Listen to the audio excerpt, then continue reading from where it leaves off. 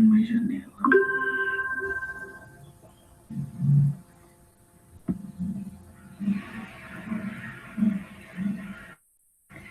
Aí eu vou pedir ajuda dos meus assistentes aí de chat. Se alguém observar aí algum comentário do colega, puder me avisar, eu agradeço, tá? A gente vai começar pelo texto aí do percurso 7, né, que é a Sociedade Urbana Industrial e as Fontes de Energia. É importante a gente falar que a nossa primeira conversa do quarto trimestre foi pensar lá nos aspectos da agroindústria, né, e de como essa transformação na nossa sociedade, na transformação no nosso modo de vida, resultou numa série de inovações e adequações, e, consequentemente, gerou uma série de problemas também, né, que eles advêm aí do processo de urbanização. E, pensando nessa lógica, a gente começa a falar agora dos aspectos das fontes de energia, e o texto do percurso 8 fala sobre recursos naturais, né, matéria-prima, que estão relacionados aí aos assuntos, né? Gente, tá, eu até já quero pedir desculpa, porque esse PDF ficou uma beleza, né? Tá super tremido, me perdoem. Prometo caprichar mais nos próximos. Para mim, a hora que eu fiz a conversão, não consegui enxergar que estava tão ruim para ler, e peço desculpas por isso. Então, assim, o texto começa naquela linha clássica, né, de como a gente organiza as fontes de energia, pensando lá, né, de quando o homem descobre o fogo e por isso começa a queimar determinados materiais, sendo aí a lenha a mais comum, né, até a gente chegar na ideia das fontes nucleares, né? E aí a gente vai falar a respeito, mais ou menos, né, retomar a ideia de quando surgem e se popularizam determinadas fontes, a gente vai falar dos impactos delas também, e dos problemas que a gente tem na mão hoje para resolver em consequência das opções energéticas que a gente toma, né? Em algum momento aí a gente pode até se aproximar um pouco da discussão que foi feita lá na aula de língua portuguesa sobre as mudanças climáticas, porque a gente, principalmente quando a gente toma a ideia dos combustíveis fósseis, né, que são grandes responsáveis aí pelo aquecimento global e, consequentemente, pelas mudanças climáticas. E aí a gente vai falar, né, retomar de novo um pouquinho a ideia do porquê que determinadas coisas, por que a gente não consegue simplesmente descartar o uso das energias, dos combustíveis fósseis, né, das energias não renováveis, pensando simplesmente na perspectiva ecológica da coisa, que a gente vai retomar essa ideia de que o aspecto econômico dessas decisões são muito importantes e eles acabam interferindo com muita força nesse processo de mudança de matriz energética, né? Então, todo mundo sabe que faz mal, mas quando a gente pensa no aspecto econômico, né, quando os responsáveis pensam no aspecto econômico, que complica um pouco e atrapalha essa mudança, né? Então, assim, primeira pergunta, alguém chegou a ler os textos? Vocês chegaram a dar uma olhada?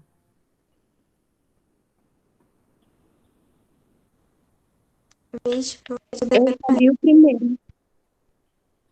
Alguém leu primeiro, tá? Eu não consegui identificar quem foi, me perdoe. Porque, assim, como eu disse, são textos, são assuntos que a gente já estudou no ano anterior. E eu não sei, eu vou perguntar para vocês o que vocês preferem. Eu não sei se vale a pena a gente fazer a leitura toda do texto. Então, eu quero saber de vocês. O que vocês preferem? A gente vai lendo, eu vou explicando, Eu falo no geral, o que vocês acham mais adequado? Quero ouvir vocês nesse momento. Eu acho melhor você falar no geral. Ou, não sei. A Larissa falou lendo e explicando no chat. O povo prefere lendo e explicando. Não, eu quero Helena explicando, então a gente vai fazer a vontade da maioria nesse momento, tá bom? Beleza, então, gente. Então, deixa eu voltar para a tela do texto, que eu até vim aqui para dar uma olhada no chat. Então, vamos lá. Ó. Da lenha à energia termonuclear, as fontes alternativas de energia. Durante séculos, lenha e carvão vegetal foram as principais fontes de energia utilizadas pelos seres humanos. Seus usos no cozimento de alimentos e geração de calor foram importantes para a sobrevivência de populações em todo o mundo. Nos dias atuais, essas fontes ainda são usadas, e aí é onde a gente começa a pensar, meu Deus, por que a gente queima as coisas ainda? Mas, com o desenvolvimento industrial, a urbanização e o crescimento populacional, surgiu a necessidade de obter novas fontes de energia. Carvão mineral, petróleo, gás natural, hidráulica termonuclear, entre outras. Então, aqui, dessas que a gente leu, todo mundo aqui sabe do que se trata. Né, a gente, como eu disse, são coisas que a gente já comentou. Tem alguma que vocês nunca ouviram falar o nome? Não, tá de boa. Beleza. Diversas atividades humanas se desenvolveram com a descoberta dessas novas fontes. Não somente a indústria, mas também a agropecuária, o comércio, os transportes, os serviços médicos, etc. Na verdade, todas as atividades humanas que demandam aí do uso de alguma fonte de energia, né? Então, tudo isso, todas elas vão se apropriar das fontes que foram sendo descobertas e transformando as nossas relações aí nessa perspectiva das fontes, né, da origem da energia. Diversas atividades humanas se desenvolveram com a descoberta dessas novas fontes. Oh, meu Deus, desculpa que eu estou lendo no mesmo lugar. Contudo, no decorrer dos séculos 19, 20 e 21, ou seja, nós estamos falando historicamente, né, de um período mais recente, o uso dessas fontes energéticas causaram sérios impactos ambientais, incentivando a busca por fontes alternativas de energia, como podemos observar no infográfico das páginas 68 e 69. Logo a gente chega lá no infográfico, tá? Então, é aquilo que a gente falou, a questão de determinadas fontes de energia serem altamente poluentes e desencadear uma série de problemas ambientais, faz com que, pelo menos parte da humanidade, comece a pensar e procurar alternativas, coisas que substituam essas fontes altamente poluentes, certo? Aí a gente vai para o segundo ponto aqui, fontes de energia renováveis e não renováveis. Galera, aqui não preciso nem ler, eu vou até sair do texto para dar uma olhada no chat também. Isso aqui tá batidaço. Fonte de energia renovável, fonte de energia não renovável. Alguém consegue me explicar a diferença entre as duas?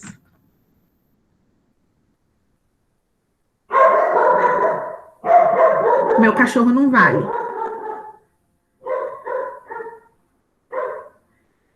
A Natália está colocando aqui no chat que a energia renovável é aquela que não acaba, né? Ou seja, a natureza está sempre ali fornecendo para a gente um repositório dessa fonte de energia. Você pode dar um exemplo, Natália?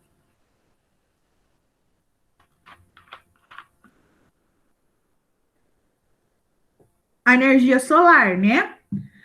A solar,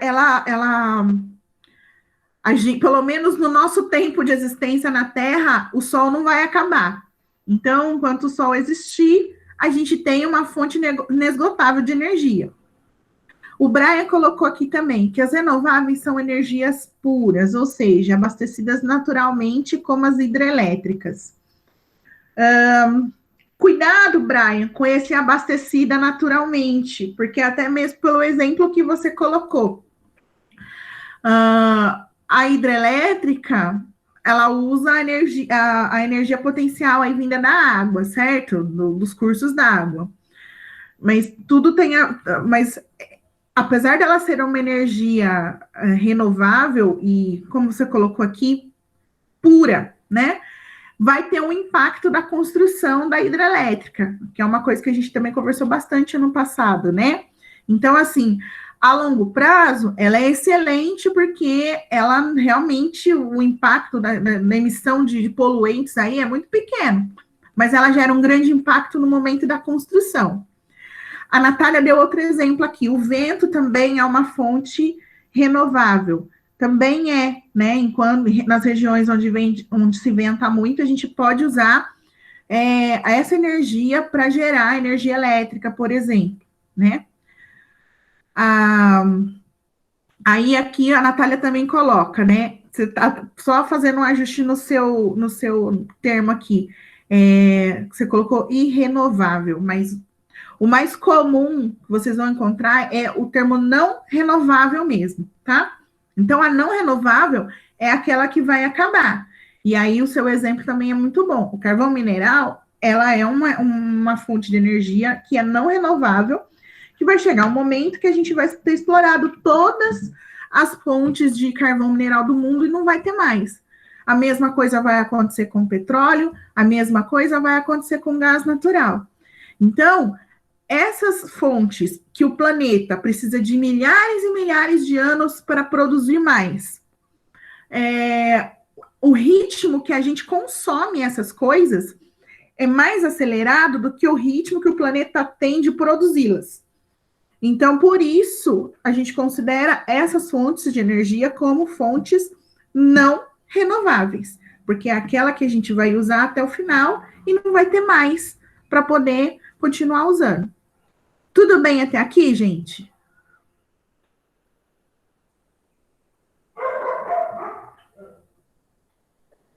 Então,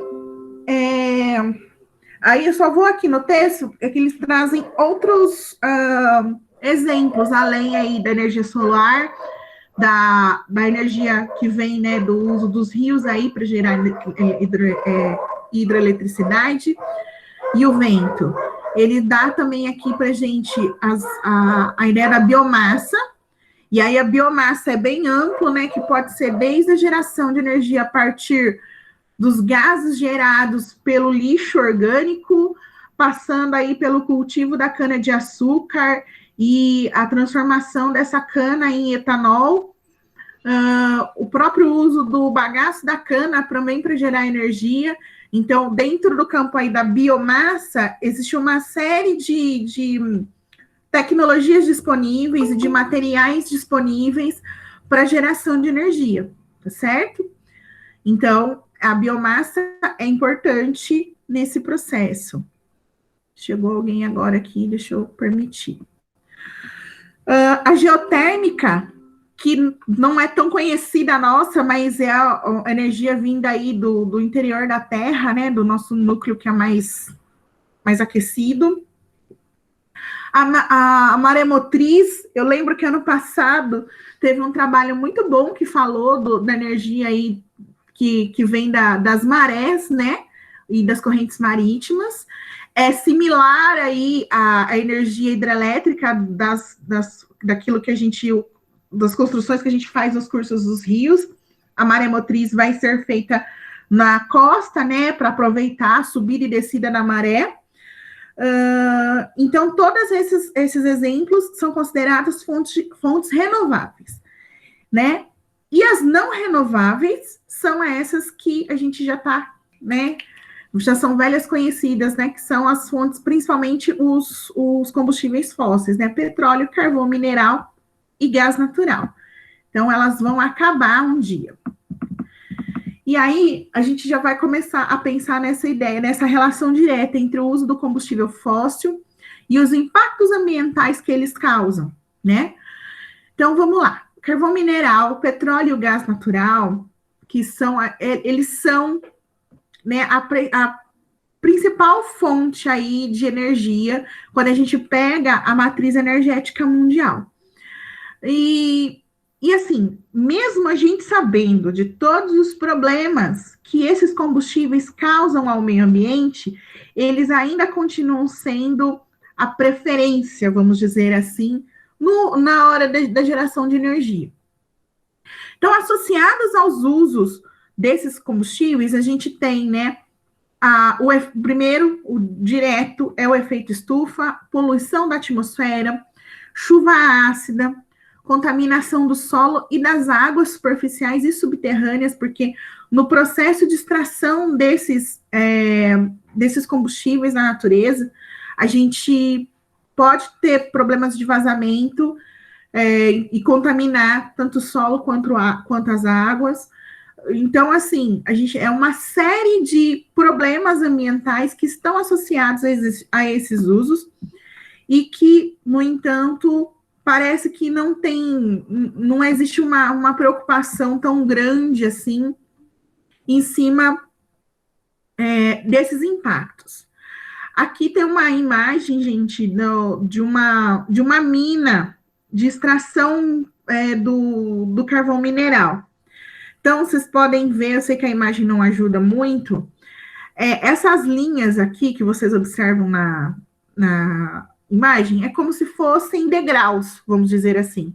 Curva de nível, né? Degraus. Então, cada linha dessa como dizer assim, uma ruazinha, uma estradinha, que o maquinário passa e cava naquela altura para retirar do solo o carvão mineral, tá? Essa é uma mina que fica na Alemanha. E veja, para isso estar desse jeito, né, para essa foto mostrar para a gente esse cenário, esse lugar não era assim. E pensar também que o carvão mineral, ele tem origem aí do soterramento de florestas, de grandes florestas, né? Do mesmo jeito que o petróleo vem lá da origem do soterramento de fósseis animais, aqui foi o soterramento de grandes florestas. Então, provavelmente nesse lugar, né, existia uma mata original, existia uma paisagem natural que foi totalmente transformada a partir dessa busca pelo carvão, né, da exploração deste recurso. Certo? Então, aqui, o carvão mineral, que vai falar um pouquinho do processo de formação, né? Então, no decorrer do tempo geológico, que lembra, é aquele tempo que nós não conseguimos acompanhar. A vida humana, o nosso tempo de existência na Terra, é muito inferior ao tempo geológico, né? Principalmente quando a gente se lembra que a Terra tem mais de 4,6 bilhões de anos. Então, a nossa existência aqui é ínfima. Nós não somos um pontinho de areia nesse universo, tá? Então, muitas vezes a gente não consegue ter dimensão do que é esse tempo. Por isso que aí que volta de novo na ideia dos não renováveis. Como demora muito, muito tempo para formar o recurso, a gente vai acabar com ele antes que a Terra consiga produzir mais. Isso se a gente não acabar com a Terra antes, né? Lembrando aí dessa perspectiva catastrófica. No decorrer do tempo geológico, houve momentos em que as águas do mar avançaram sobre os continentes, submergindo porções de áreas florestadas. Essa ideia de que teve um momento que a água do mar entrou no continente e tem um momento que a água do mar recua, tem a ver com a variação de temperatura da Terra. Então, momentos onde a Terra estava mais quente e momentos que a Terra resfriava. Dentro da geomorfologia e da biogeografia, isso tem um nome. Os momentos em que a água avançava o continente se chama biostasia. E no momento em que a água recuava, né, que eram geralmente os momentos onde a temperatura caía, fazendo uma ligação simples, aí a ideia das eras do gelo que aconteceram no planeta, esse momento do recuo das águas era chamado de resistasia. Então, quando a água invadia, era biostasia. Quando a água voltava, era resistasia. Então, assim, gente, aqui não se preocupem com esses nomes, eu estou mais explicando para vocês que isso tem um nome dentro da perspectiva geomorfológica, tá? Bom, quando a água avançava, então no momento de biostasia, tudo que estava ali naquele lugar ficava embaixo d'água, certo? E a água fazendo pressão. Os detritos ou sedimentos existentes em suspensão nessas águas foram, pouco a pouco, depositados. Então, quer dizer o quê? É que nem quando a gente vai brincar. Quando a gente vai para a praia, por exemplo, né? A gente fica lá na água o dia todo, e aí quando você sai da água e senta para secar, às vezes você não olha no seu braço, tá tudo, dependendo da praia que você está frequentando, geralmente praia que tem areia mais fininha, isso é mais comum de acontecer. Você olha no seu braço, assim, nas suas pernas, parece que tem areia grudada em você. A gente pensa, às vezes, que é a própria areia grudada porque a gente acabou voltando para a areia da praia. Mas na própria água do mar fica areia suspensa. E ela meio que gruda na nossa pele. Pensando nisso, na situação da água invadindo o continente, também já tinha partícula suspensa ali. E essa água fica parada. Quando essa água fica parada, essas partículas que estavam ali boiando na água, elas tendem a descer, a, né, ser depositadas no fundo do lugar alagado. E esses depósitos, mais o material orgânico que tinha ali, começaram a recobrir, né, as florestas, o que existia naquele lugar. E depois de milhões de anos que aquilo ali essa madeira, essa floresta ficou recoberta, ficou inundada e ficou pressurizada por materiais que estavam sobre ela, ela se transforma nesse material que é altamente combustível para a gente hoje, que é o carvão mineral. Aqui, a figura 10 tenta mostrar para a gente como que é esse processo. Então, veja, ó, o primeiro momento, que esse momento aqui é um momento que começa a biostasia, né?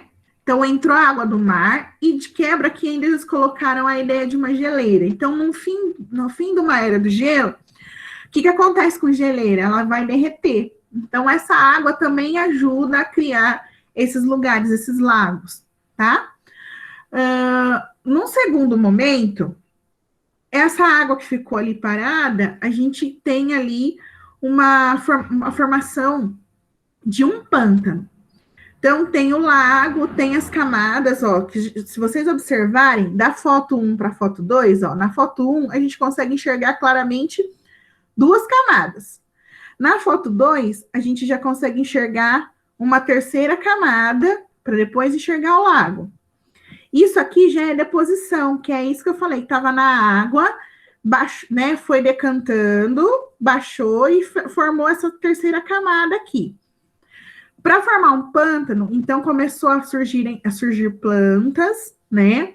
E aos poucos também essas plantas vão morrendo, caem dentro d'água, elas também vão para o fundo do lago. No terceiro momento, né? Veja que o lago desaparece e surge aqui uma nova formação vegetal. O lago desaparece, tem aqui a formação também de duas novas camadas de solo. Observe que existem nomes aqui associados, né? Ó, tilito, calcário, turfa, tudo isso aqui são recursos minerais. O tilito e o calcário são minérios, né? Que a gente utiliza aí em diversos processos industriais. O calcário, por exemplo, uma utilização comum que a gente tem é a produção de cal virgem para construção. Então, é uma das origens. A turfa, pessoal, é um estágio intermediário antes de virar carvão mineral. Existem também exploração de algumas jazidas de turfa, mas o mais comum mesmo é explorar o próprio carvão. Aí, no estágio final, né? Então, depois de milhões de anos desse processo acontecendo, veja que aqui surgiu uma camada mais escura, tá vendo? Entre a camada de calcário e o novo solo que se formou. Esse material aqui foi pressurizado, foi sendo jogado mais coisa em cima. Muito tempo se passou isso se transformou quimicamente, dando origem ao carvão mineral.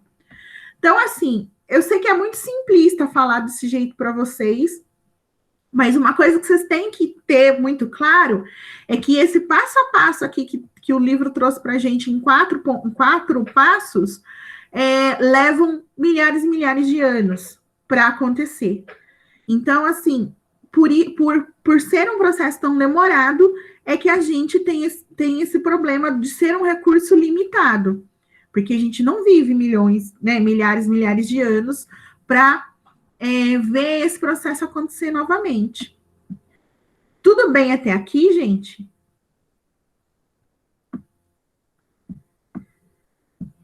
Ó, se vocês tiverem com alguma dificuldade, vocês me interrompam, por favor, tá? Se tiver alguma coisa que não tá ficando clara. Bom, pensando no Brasil, a gente não tem grandes jazidas de carvão mineral, tá? O que tem de carvão mineral no Brasil está na região sul, tá em Santa Catarina e no Rio Grande do Sul. E aí a gente tem aqui dois diagramas de pizza mostrando para a gente o primeiro mostrando a produção mundial de carvão, quem são os maiores produtores, e o segundo mostrando quem são os maiores consumidores, tá? Então vamos dar uma olhada aqui. Na figura 11, os maiores produtores, né? Quando a gente olha o disco aqui, a China é quase responsável pela produção de quase metade de todo o carvão do mundo, né? Chega a 46,4%. Depois da China vem os Estados Unidos, a Austrália, a Índia, a Indonésia, né? Veja que todos eles com menos de 10% da produção de carvão no mundo. E 20%, aí 20,8%, está classificado como outros, né? Então, outros países que também contribuem. Então, aí o Brasil, com as nossas jazidas mais tímidas, vamos dizer assim, estão incluídos aí nesses 20,8%. E aí a gente vai fazer a leitura da figura 12, que são aqueles que mais consomem o carvão mineral. A China está aqui de novo com praticamente metade do disco, né? 50,7% do carvão consumido no mundo é consumido pela China. Então, a primeira coisa que a gente observa é o quê? A China consegue produzir o carvão que ela consome? Ela é autossuficiente? Ela produz bastante, mas não chega até metade.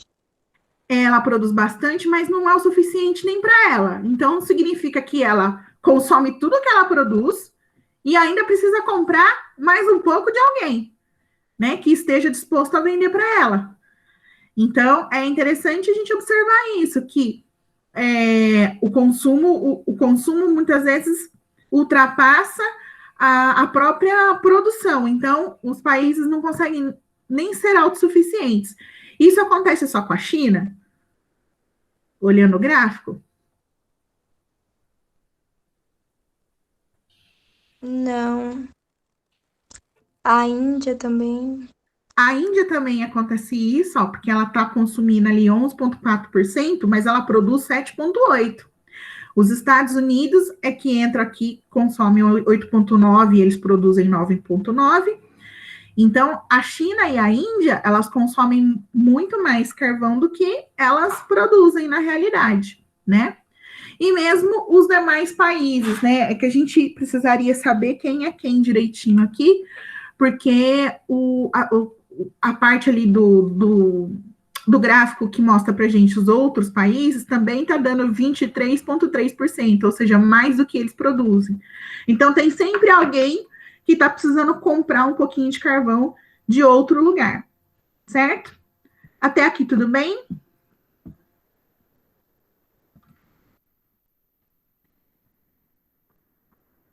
Bom, petróleo. O petróleo, o processo de produção do petróleo é muito parecido com o processo de produção, aí produção assim, né, gente, de formação, né, a palavra mais adequada. O processo de formação é um processo muito similar ao processo de formação do carvão, também demanda aí milhares de anos, também demanda o soterramento de material orgânico. No caso do petróleo, a gente está falando, em sua maioria, de animais, né, organismos vivos que não são plantas, tá? E aqui até muitas vezes, porque a boa parte das nossas jazidas de petróleo, ou elas estão associadas a plataformas marítimas, ou em regiões do mundo em que outros momentos geológicos da Terra eram oceanos, né, eram mar. Então, até mesmo em regiões onde a gente encontra petróleo no continente, né, no meio do continente, longe do oceano, muito provavelmente teve algum momento da história geológica da Terra que aquele lugar tinha água, né? Então, por isso que existem as jazidas de petróleo ali. A gente sempre ouve falar que o petróleo vem, na verdade, é dinossauro, né? Até tem memes que circulam falando, né? O dinossauro de plástico é feito de petróleo, mas o petróleo é feito de dinossauro, então o dinossauro é feito de dinossauro. Na verdade, é claro, existem animais pré-históricos, mas boa parte ali tá ligado também à ideia do plâncton, né? Que são esse organismo minúsculo que a gente sabe que é extremamente importante nas cadeias alimentares, né? Dos animais que estão ali no oceano até hoje, mas eles também participam dessa formação do petróleo com a mesma ideia da deposição, né? Então, assim, aqui tem mais uma informação, assim, de curiosidade, né? A gente não sabe direitinho quando é que o homem descobriu o petróleo, né? Mas sabe-se que o betume, que é o petróleo no estado sólido, então é quase que uma rocha, já era conhecido no mundo antigo, tendo sido usado como liga na construção da muralha da Babilônia e pelos antigos egípcios em aplicações diversas. Então, assim, naquele momento não se sabia que ele era combustível ainda, então existiam outras aplicações para esse material. Aqui eu vou tentar, se o meu computador deixar, mostrar o perfil para vocês. Meu computador está de mal de mim. Ó. Veja que é parecido com a questão do carvão. Então, tem a deposição do plâncton, aí, veja, outros materiais vão sendo depositados e vai criando pressão. Isso é muito importante.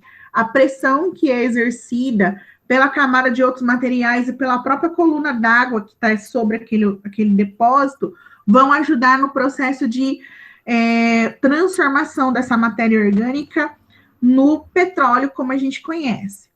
É importante também salientar aqui que o gás natural ele está sempre associado às jazidas de petróleo. Então, se você encontrou gás, você vai encontrar petróleo.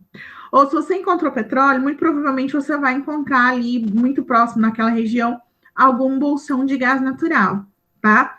Então, geralmente, onde você encontra um, você encontra o outro associado. Eles não acontecem de maneira geograficamente falando, eles não estão muito longe um do outro. Então, geralmente, onde você encontra um, ali perto você também vai encontrar o outro, tá? A gente tem aqui, né, tem a formação através das rochas sedimentares, né, que é essa ideia da deposição, a formação do petróleo. O petróleo e o gás vão para camadas superiores. Aí aqui a gente pega já um aspecto lá da química e da física. A gente sabe que o óleo é menos denso que a água, né? O gás também. Então, como são rochas sedimentares, as rochas são porosas, esse material ele passa de uma camada de rocha para outra. Então, ficando um pouco mais próximo aí da superfície, o que ajuda o ser humano na exploração, né? Ainda assim, a gente sabe que muitas jazidas são consideradas assim, de profundidade muito grande, principalmente se a gente pensar, por exemplo, no pré-sal encontrado no Brasil. A gente tem que perfurar coisa de 7 quilômetros para conseguir chegar na jazida do pré-sal. Então, é alta tecnologia envolvida também. Mas, de novo, para ficar clara, é a ideia de que é muito tempo para a formação desses recursos. Tudo bem? Nenhuma pergunta? Bom, vamos lá. A indústria do petróleo surgiu a partir de 1859, quando nos Estados Unidos, Edwin Drake perfurou um poço para obter água e atingiu um lençol petrolífero a cerca de 20 metros de profundidade. No fim do século XIX, esse país tornou-se o maior produtor mundial de petróleo e seus derivados, gasolina, querosene, diesel, óleo lubrificante, entre outras coisas. A descoberta do petróleo no território brasileiro aconteceu em 1939, no Recôncavo Baiano, no município de Lobato. Atualmente, o petróleo e seus derivados são a principal fonte de energia do mundo. O modelo de industrialização adotado no século XX se baseou em seu uso nas cadeias produtivas, como também nos meios de transporte. A exploração do petróleo criou novas formas no espaço geográfico, alterando a paisagem. As torres de extração, oleodutos, refinarias e plataformas marítimas são retrato da civilização desenvolvida em torno dessa fonte de energia, da qual a maior expressão é o uso do automóvel. Então, aqui a gente tem duas coisas, gente, que eu quero que vocês entendam que já são dificultores, são coisas que dificultam a gente deixar de usar esses combustíveis fósseis. Primeiro, que o fato da gente ter descoberto o petróleo, e aí já incluir no Brasil também aqui, pegar em 39 ali, quando foi descoberto o petróleo no Brasil, no Recôncavo Baiano, 1939 a gente está falando do Estado Novo, nós estamos falando do segundo mandato do Getúlio Vargas, né, que é quem cria a Petrobras, que é quem investe pesado na indústria de base, né, e a partir desse modelo, da existência dessa fonte de energia, é que os modelos de industrialização pelo mundo vão sendo implementados. Então, no mundo inteiro, e consequentemente para nós que fomos industrializados de maneira tardia, a gente adotou o modelo de estruturação da nossa rede produtiva pensando no uso do petróleo, tá certo? Então, isso é muito importante. A gente construiu a nossa sociedade industrial a partir do uso dos combustíveis fósseis. Nós pensamos a indústria, nós pensamos o nosso modo de consumo, nós pensamos o nosso modo de organizar a sociedade a partir do uso do petróleo e de seus derivados. Então, isso não é uma decisão que foi tomada assim, do dia para a noite. Acho que eu vou usar o petróleo. Não, não é assim. Descobre-se esse recurso, observa-se uma série de vantagens no primeiro momento no uso desse recurso, e acima dessa estrutura, a gente organiza toda a nossa sociedade. Então, desfazer isso agora é muito difícil. Outra coisa importante, ele fala aqui também, nos meios de transporte, a gente opta por usar derivados de petróleo para abastecer os nossos veículos. Avião usa querosene, os caminhões usam o óleo diesel, né? Os veículos estão utilizando a gasolina. A gente escolheu isso. Quando a gente faz um recorte para o Brasil, isso é mais nítido ainda. Lá nos anos 50, no governo do Juscelino Kubitschek, quando a gente tem a abertura da economia e as primeiras grandes empresas que vêm para o Brasil são montadoras de automóveis, a gente escolheu naquele momento que a gente ia priorizar para um país de dimensões continentais como é o nosso, o modal rodoviário. A gente ia construir estrada e pôr carro e caminhão para andar nelas. A gente associa a grande descoberta de petróleo no nosso território, ou seja, o Brasil tinha petróleo para usar, a gente pega esse recurso e associa com esse modelo de transporte, que hoje a gente sabe muito bem que não foi a melhor opção, pensando no tamanho do Brasil. A gente já conversou isso tantas vezes. Teria sido muito interessante se o nosso país tivesse sido cortado de norte a sul, leste a oeste, por ferrovia. Coisa que ele não foi feito. Coisa que hoje, para transportar a soja, existem alguns pedaços de ferrovia que leva a soja do meio do centro-oeste para o porto. É isso que a gente tem. Não existe transporte, por exemplo, de pessoas sob trilhos de grandes distâncias, como a gente vê, por exemplo, na Europa. Na Europa é possível viajar de um país para o outro num trem e fazer uma viagem que de carro, sei lá, levaria 6, 7 horas, eu faço num trem-bala em 1 hora. Porque lá pensou-se isso, aqui a gente fez escolhas. E hoje, observando, a gente vê que as nossas escolhas talvez não tenham sido as melhores, não tenham sido as mais adequadas. Galera, eu tô falando aqui, eu tô me sentindo um pouco sozinha, tá tudo bem? Tudo bem, professora? Beleza. Bom, também, como eu disse, acho que muito do que eu tô falando aqui não é, assim, a primeira vez que vocês estão ouvindo, né? Então, tô seguindo aqui, de certa forma, um pouco o barco. Bom, aí aqui a gente também tem a figura 15, que vai trazer pra gente a participação aí do petróleo, né? Os países produtores, né? Quem são os maiores produtores de petróleo do mundo? E aí, a partir disso aqui, a gente também consegue entender algumas relações geopolíticas entre os países, tá certo? Bom, quase 31% da produção de petróleo do mundo está na mão dos Emirados Árabes Unidos, né? Então, também faz sentido a gente observar todo aquele dinheiro. Acho que talvez Dubai seja o maior exemplo disso. É um país que tem muita grana, porque eles têm, né, muito petróleo. O que eles fazem com essa grana aí é outra coisa, né? A gente tem que lembrar que tem a questão dos sheiks, não é um dinheiro que está na mão de todo mundo, né? Mas o país em si é um grande produtor de petróleo. Depois da Arábia Saudita, a gente tem os Estados Unidos, com 14%. Arábia Saudita não, gente. Emirados Árabes Unidos. Estou confundindo.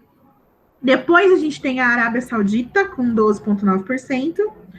Depois a gente tem a Rússia, com 12,2%. E depois vocês veem que a participação vai diminuindo. O Brasil tem 3% da produção mundial de petróleo, né? É importante frisar que a gente não conseguiu ainda explorar todo o nosso potencial. E tudo indica que existam outras reservas aqui no Brasil, que a gente ainda não conseguiu acessar. Então, isso é importante também dizer, certo? Outros... Galera, eu vou até pegar o meu livro aqui, porque agora me bateu uma dúvida. Pera um pouquinho. Eu acho que eu li errado, porque a imagem tá ruim. E aí, se eu tiver lido errado, é bom vocês já anotam para não confundir na hora de fazer atividade. Peraí.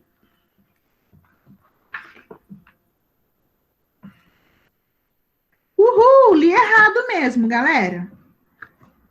Então, ó, tomem nota aí. Esses 30,6% não é Emirados Árabes, tá? Esses 30,6% é o outros. Emirados Árabes Unidos é 4,2%, tá? É porque na imagem, pelo menos a professora está com dificuldade de enxergar. Eu precisei apelar para o livro. O Emirados Árabes tem um tonzinho de azul bem clarinho. E aqui, pelo menos eu, pelo computador, estou com dificuldade de enxergar. Talvez vocês não estejam, mas eu tô. Então, só corrigindo a minha fala aqui. Então, 30,6% é outros, tá? Emirados é só 4,2%, mas ainda assim é muita coisa, tá? E aí sempre cai naquilo que a gente sempre conversa, né? Estados Unidos está com a maior reserva conhecida na mão, mas a gente sabe muito bem que existem interesses, né, escusos aí em outros países produtores de petróleo. Eu vou até ficar com o meu livro do lado aqui para eu não falar besteira para vocês mais. Bom, aí, oh meu Deus, mesmo esquema. Figura 16 vai mostrar para gente quem são os consumidores. E aí é que pega, ó. Estados Unidos tá aí com 20,2% do consumo mundial. Eles conseguem produzir tudo que eles precisam? Também não. Também não. Então, isso também explica muita coisa pra gente, né? Eles têm bastante, mas eles consomem mais do que eles têm. Então, isso também faz sentido e consegue explicar para a gente por que tem tanto interesse e tem tanta intervenção militar em país que é produtor de petróleo. Essa história de levar paz e democracia é um pano de fundo para que eles tenham acesso a essas outras reservas, né? Eu não consigo, não é que eu não consigo, é porque a gente observa que outras coisas são facilmente, né, a ideia do comércio mundial. Eu sei lá, uso muito algodão e eu não consigo fazer todo o algodão que eu preciso, eu vou comprar de alguém que faça. Por que o petróleo não é do mesmo jeito, né? Por que o petróleo tem que ser objeto aí de disputa militar, né? Disputa militarizada, na verdade, de guerra mesmo.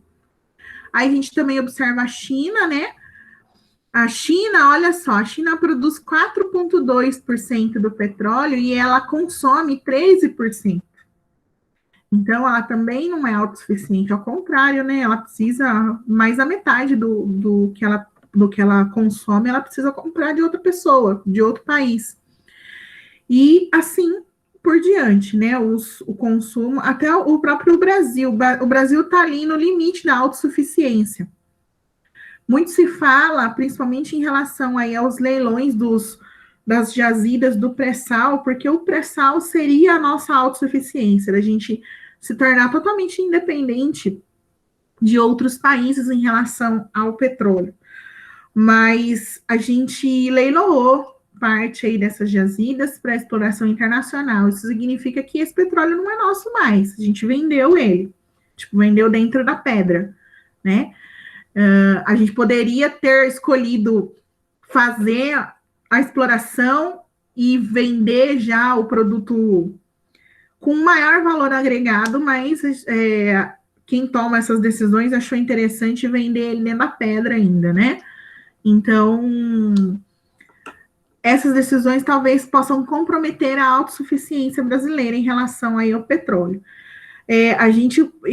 Que também uma outra coisa que rola é que a qualidade do petróleo associado aí ao pré-sal, ele é um petróleo de qualidade inferior. Então, para extrair determinadas frações, né, de alguns combustíveis, de alguns materiais que a gente utiliza a partir do petróleo, esse petróleo do pré-sal não é tão legal. Então, a gente acaba importando algumas frações de outras regiões do planeta. Então, por isso que a gente ainda não é autossuficiente, né? A gente tem essa dependência desse combustível, desse recurso natural vindo de outros países. Depois a gente tem aí o gás natural, né? Como eu disse para vocês, ele geralmente ele não é encontrado em regiões muito distantes da presença de petróleo, né? Eles geralmente estão associados à presença do petróleo. O gás natural, nos últimos anos, ele se popularizou bastante através, né, do fornecimento do gás encanado nas residências, mas antes disso ele sempre foi muito usado para sustentar termoelétricas, né? Então, existem termoelétricas que funcionam à base do carvão natural, outras funcionam com gás natural, né? Então, em fornos de indústria e matéria-prima também para alguns processos petroquímicos. Mas acho que talvez, assim, mais perto da gente, que a gente observa mais, é essa questão do uso caseiro, digamos assim,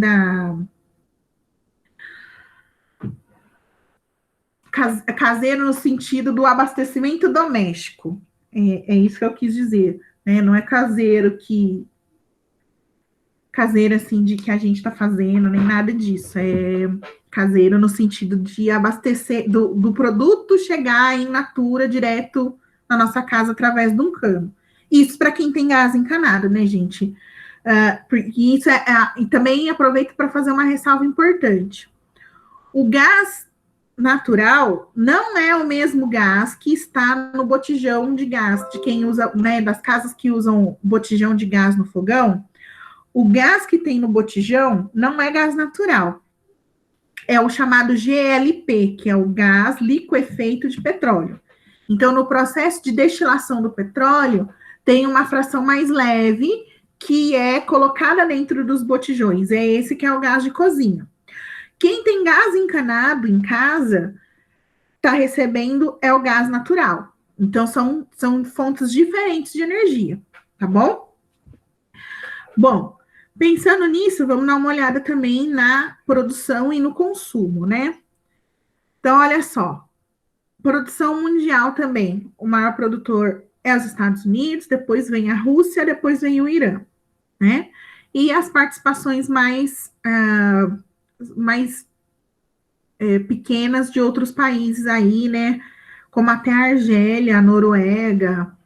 O Catar tem uma participação interessante também, aí quase 5%, né? Igual ao Canadá. E aí a gente vai olhar o consumo, né? Os Estados Unidos consomem 20,1%. Então, ainda falta um pouquinho, porque ele produz 20%. Falta um pouquinho do que ele consome, um pouquinho mais do que ele produz. A Rússia já está numa situação um pouco mais confortável, né? Ela produz um pouco mais do que consome, então ela consegue atender o seu mercado e ainda dá para vender para mais alguém que queira. Depois vem a China como maior consumidor.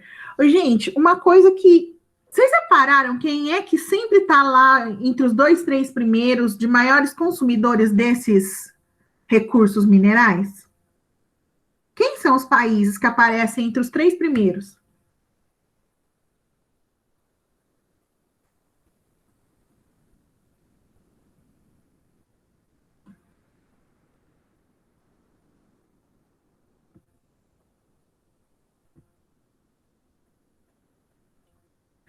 Aqui, né? Estados Unidos e China, China e Estados Unidos, né? Coincidência isso? É por acaso que são esses países? Não é por acaso.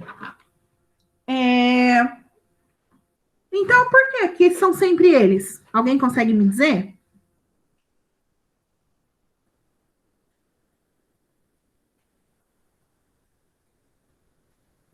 Eu tô aqui de olho no chat, se vocês quiserem escrever. Se não é coincidência, por que eles são os 2 primeiros ali? Por que eles precisam tanto de petróleo e de gás natural e de carvão?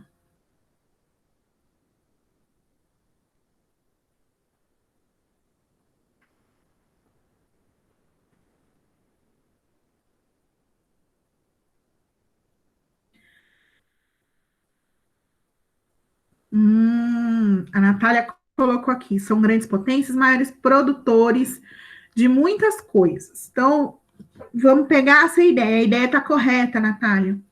Nós estamos falando, galera, das 2 maiores economias do planeta. A China é uma potência industrial. Veja o que aconteceu com a gente no começo da pandemia. Quem produz EPI, quem produz material para a gente, de segurança, máscara, luva, avental, é a China. O mundo inteiro estava comprando essas coisas da China. No começo, lá em março, teve até tensões geopolíticas, galera, de grandes nações interceptando a compra de produtos que estavam vindo da China. O Brasil teve um problema com isso. A gente comprou respirador dos Estados Unidos, interceptou a nossa compra, não deixou chegar no Brasil, ficou com eles os respiradores. O Maranhão teve que fazer uma super jogada no transporte para fazer para cortar caminho para os respiradores não passarem pelos Estados Unidos, para não correr o risco deles serem confiscados e o material chegar aqui no Brasil. Então, nós estamos falando de duas grandes nações, que são nações industriais, que precisam dessa energia para fazer suas economias funcionarem. Então, não é por acaso, não é coincidência mesmo que eles estejam ali, tá certo? Então, tomem bastante cuidado, né, na hora de fazer essas análises. Nada é assim, mera coincidência, tá certo? Ô, gente, uma coisa que eu esqueci de pedir para vocês, e vou aproveitar para pedir agora. Não deixe de colocar o nome e o número de vocês no chat, tá? Para eu poder depois computar a presença de vocês, a participação na aula. Bom, a gente falou, então, dos combustíveis não renováveis até o momento, né? E agora a gente vai começar a falar de energia elétrica. E a energia elétrica, na verdade, existem 3 formas mais comuns que a gente está habituado a ver as formas de geração. A hidrelétrica, que é um privilégio do Brasil, graças ao tamanho do nosso continente, né, do nosso território, que tem dimensões continentais, e a riqueza dos nossos rios. A gente tem muitos rios que são aproveitáveis para geração de energia elétrica. Mas além da hidrelétrica, a gente tem as termoelétricas, que são aí usinas que vão gerar energia através da queima de algum outro combustível, geralmente o carvão mineral ou o gás natural. Ou seja, a gente está falando de uma usina que também é extremamente poluente, certo? E, por último, a gente tem as usinas eletronucleares, né? Ou as usinas nucleares, que vão gerar energia elétrica a partir de elementos radioativos que a gente encontra na natureza, certo? Então, a gente vai começar a falar sobre... Se, de novo, meu computador deixar, vamos falar das hidrelétricas. Então, como a gente comentou no início da aula, a hidrelétrica, ela é considerada uma energia limpa, né? Uma energia que gera poucos impactos. Mas, vamos fazer a ressalva novamente, ela gera poucos impactos depois de instalada. Porque a construção de uma hidrelétrica consiste em construir uma grande barragem para ter um desnível de água, porque a energia é gerada a partir da queda da água, né? A água passa por essa barragem por a ideia da gravidade mesmo. Então, a água vai de um lugar mais alto para o mais baixo. E nesse caminho, ela gira turbinas, e essas turbinas é que vão gerar a energia elétrica. Então, assim, depois que ela está instalada, excelente, ela tem pouco impacto, ela quase não gera nenhum impacto ambiental. O problema da hidrelétrica é o processo de construção. Por quê? Porque quem mora perto do rio, quem está ali, né, as populações ribeirinhas, se a gente está falando de uma região que não é habitada assim intensamente por seres humanos, existe a presença de animais e de plantas que, no caso, os animais precisam sim ser retirados, levados para outro lugar, para que eles não morram ali, né, afogados quando a área for totalmente inundada. Então, o processo da construção da hidrelétrica, ela sim gera um problema sério de impacto ambiental. Uma vez construída, depois desse impacto maior, que ela já está instalada, já está em funcionamento, aí ela passa a ser uma fonte de energia muito, como eu posso dizer? Muito não, ela é considerada renovável e é considerada uma energia limpa, tá? Então, tem dois momentos. O momento da construção, ela gera impacto. E gera, sim, inclusive, a emissão de gases de efeito estufa, porque, pensa, geralmente, no lugar que a gente vai construir barragem, as margens do rio tem floresta, né? Essas áreas vão ficar embaixo d'água. Então, a gente vai cobrir matéria orgânica com água, vai cobrir árvore, vai cobrir floresta com água. O processo de decomposição de matéria orgânica ali, dessas árvores que estão embaixo da água, elas vão gerar a liberação de gases que ajudam a aumentar o efeito estufa. Então, o processo da construção, ela gera impacto e um impacto importante. Mas, uma vez construída, ela é uma fonte renovável e limpa de energia. Isso ficou claro, gente? Que tem os dois momentos da hidrelétrica? Tudo bem? Bom, olha só. Pensando nessa ideia de que existem os impactos e que, sim, a gente tem que ter todo um cuidado na hora de decidir onde construir uma hidrelétrica e pensando aí na biodiversidade, nas populações que vivem, né, o que a gente chama de população ribeirinha, que são as pessoas que estão às margens dos rios, tem que encontrar um lugar novo para tanto pessoas quanto os animais morarem, para que aquela área seja inundada e tudo mais. Tem uma outra limitante em relação à produção de energia hidrelétrica. Ela só vai ser possível de ser gerada em países onde a rede hidrográfica, ou seja, a quantidade de rios, seja significativa, né? Então, tem que ter rio, geralmente grandes rios com grandes volumes de água são os ideais para que a gente construa uma hidrelétrica. Rios de planalto também, quer dizer o quê? Rios que naturalmente têm quedas d'água, então lugar onde tem cachoeira. Não estou falando aqui, gente, daquelas cachoeiras de 30 metros de altura, não, desníveis um pouco menores, né?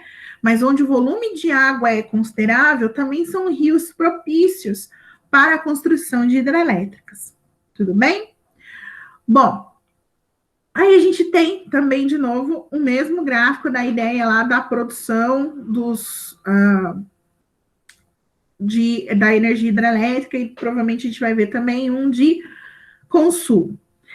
A China é a maior produtora de energia hidrelétrica do mundo, tá? Vale lembrar que, recentemente, coisa de uns 4, 5 anos, eles passaram a ter a maior hidrelétrica do mundo, né? Que até então, a maior hidrelétrica do mundo era Itaipu, né? Que é a parceria entre Brasil e Paraguai, mas eles construíram uma maior e passaram a ter a maior hidrelétrica do mundo. Então, a gente tem aí, né, no top aí dos produtores mundiais, a China, o Canadá e, em seguida, vem o Brasil. Não é por acaso, né? É justamente porque nós temos uma malha hidroviária importante, a gente tem uma rede hidrográfica muito considerável, nós temos muitos rios e a gente tem que aproveitar esses rios para geração de energia. O que a gente observa nos últimos anos é que a geração de energia a partir da hidrelétrica, ela acaba sendo comprometida quando a gente observa uma oscilação aí nos regimes de chuva. Então, nos anos onde a chuva acontece de maneira mais singela, vamos dizer assim, ou seja, não chove tudo que precisa chover, os reservatórios ficam comprometidos. A gente está cansado de ouvir essa história do ponto de vista do abastecimento de água, né? Então, o ter água nas nossas torneiras depende da quantidade de chuva, Só que, no caso do Brasil, a geração de energia também depende da quantidade de chuva. Se a gente tem regiões do país onde estão as hidrelétricas e essa chuva não está acontecendo, a energia elétrica fica mais cara. E também já existiram momentos da história recente do país que a gente teve que ativar, ou seja, colocar para funcionar usinas termoelétricas para suprir as necessidades da população brasileira. Então, assim, a gente fica também dependente de um setor de produção de energia que, dependendo do regime de chuvas, que a gente... Há quem diga que é coisa da natureza, mas a gente sabe muito bem que, na verdade, essas alterações no regime de chuvas são consequências das ações humanas. Isso está atrelado totalmente às mudanças climáticas. Então, o ano que chove pouco compromete não só o abastecimento d'água, mas compromete também o abastecimento de energia hidrelétrica, no nosso caso. Tá certo? A gente, então, está entre os 3 maiores produtores de energia hidrelétrica do mundo. Aí, meu Deus, toda hora eu tô apanhando certinho. Das hidrelétricas, ok, né, pessoal?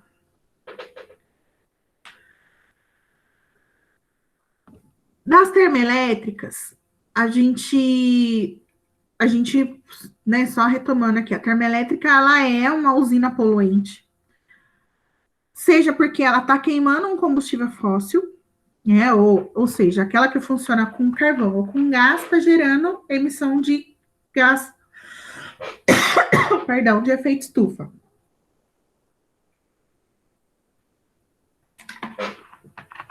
E a que funciona com mineral radioativo, urânio, plutônio, ela gera um resíduo altamente poluente, né, que é o lixo nuclear. Nós não conseguimos achar uma adequação, um destino adequado para o lixo nuclear. Acho que vocês ainda vão estudar isso, não sei se esse ano ou se só no ensino médio, vocês vão estudar radioatividade. Mas no processo aí da radioatividade, os materiais radioativos, eles têm um tempo de vida onde eles continuam ativos e podem ser extremamente perigosos para os seres vivos, né? Não vou falar só para os seres humanos, não, para os seres vivos, porque eles podem causar mutações, gerando doenças sérias nos organismos vivos. Então, destinar esse lixo é um problema muito grande. Então, sem contar nos perigos da existência de uma usina hidrelétrica.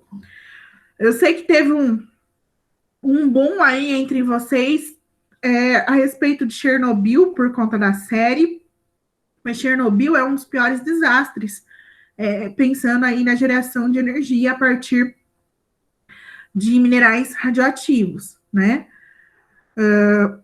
Até hoje a cidade ainda apresenta níveis de contaminação por radiação muito altos. Então, assim, é muito perigoso. O Brasil tem 3 usinas termoelétricas a partir da energia nuclear, que ficam lá em Angra dos Reis.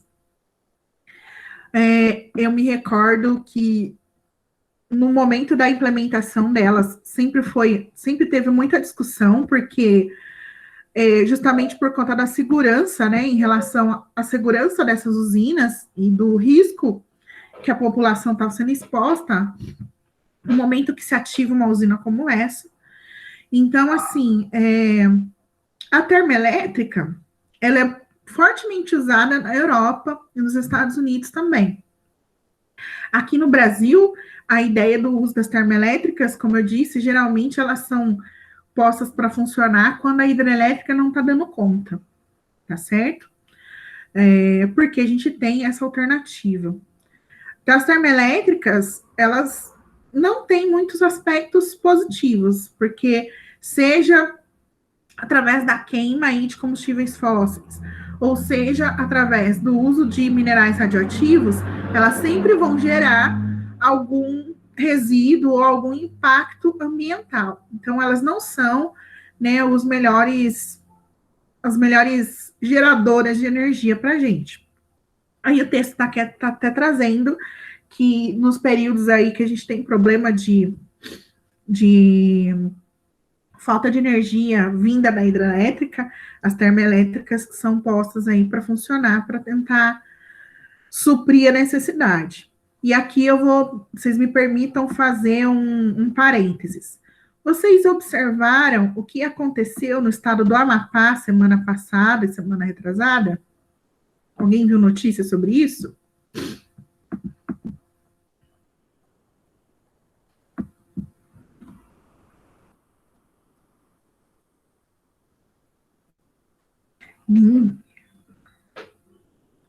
Isso, tudo tiveram um problema seríssimo em relação ao abastecimento de energia,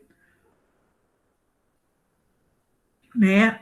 O estado do Amapá tem 16 municípios, 13 ficaram no escuro por mais de uma semana.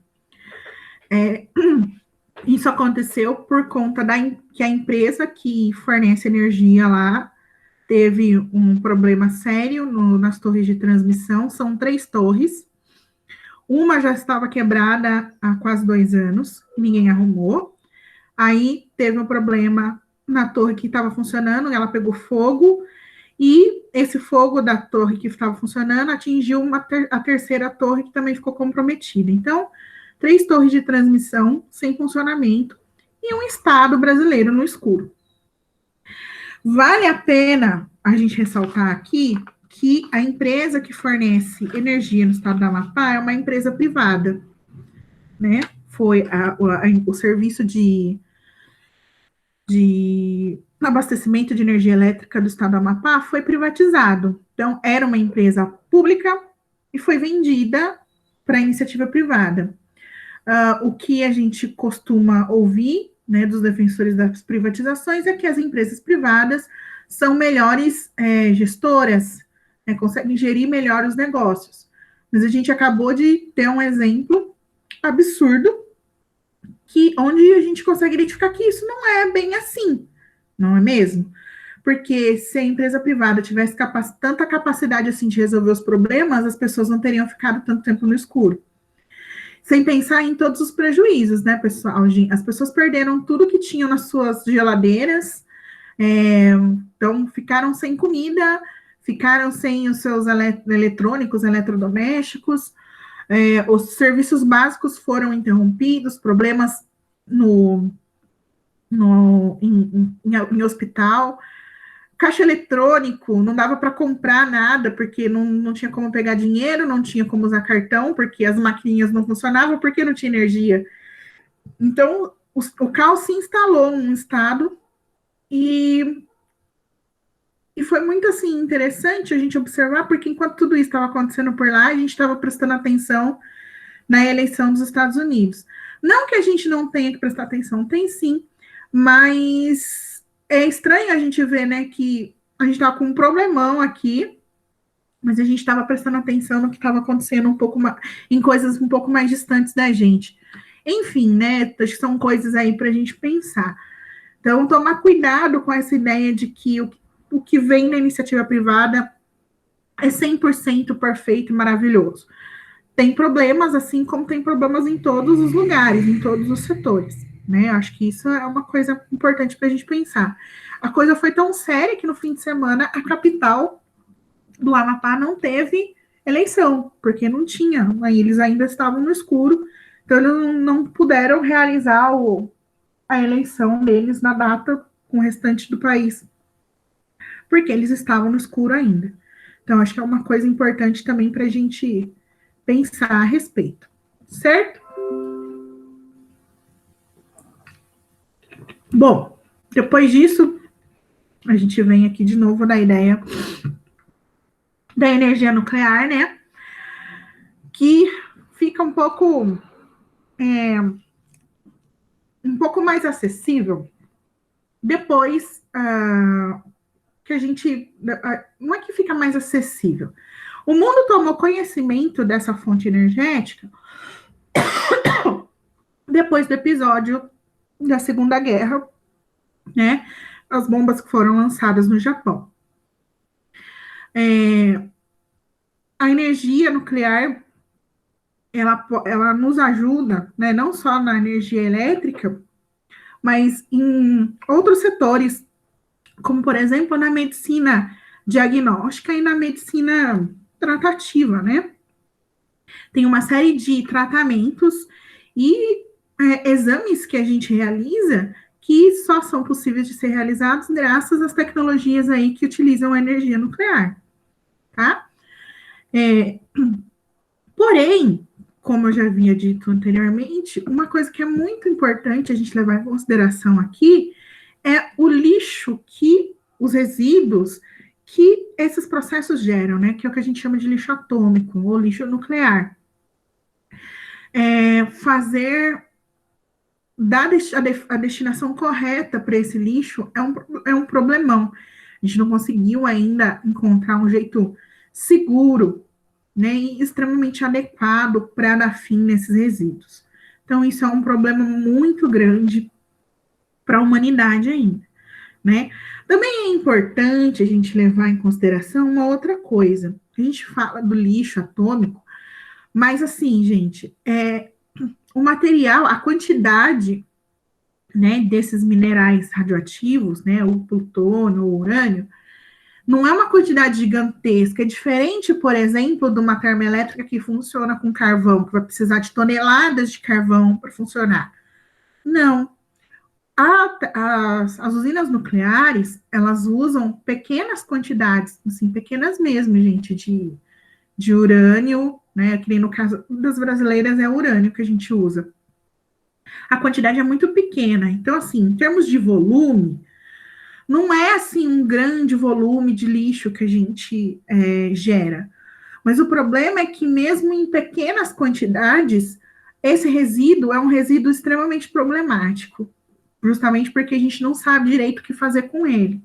Então, mesmo que não seja uma quantidade grande, é um problema gigantesco, porque a destinação é inadequada, uma pessoa que possa não saber o que é aquilo, mexer, pôr a mão, dá um problemão. A gente tem um caso muito famoso aqui no Brasil, que aconteceu em Goiânia, que é o episódio do Césio 137.